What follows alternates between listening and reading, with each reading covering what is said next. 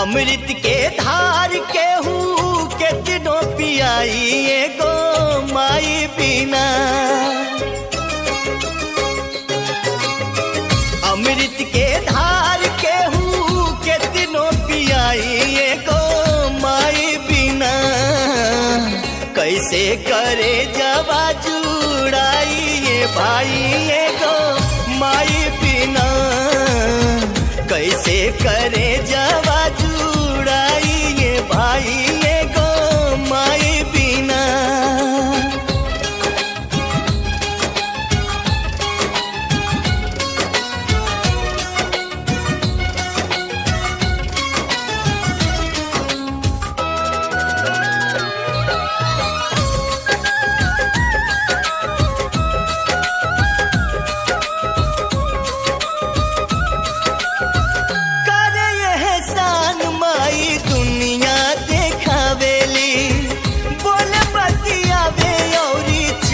भी सिखावेली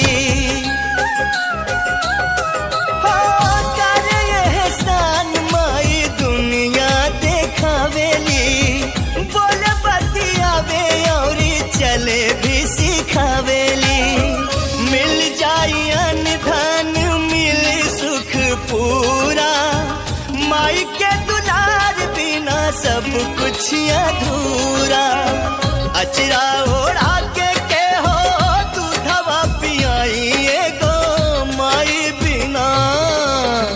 कैसे करे जवा जुड़ाई ये भाई एगो माई बिना।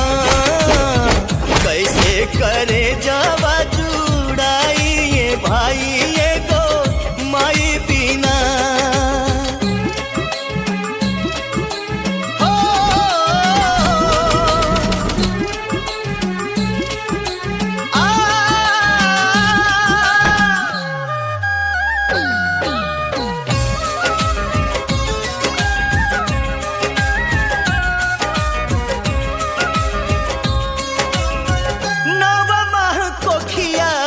रखलू सहेज के दिहलू जनमवा माई सारा सुख तेज के। हो नव माह कोखिया में रखलू सहेज के दिहलू जनमवा माई सारा सुख तेज के। कैसे गिनाई तो हर कितना उपकार बा। रोवा रोवा तोहार कर्जदार बा। करके जीवतिया मिरिया बढ़ाई एगो माई बिना।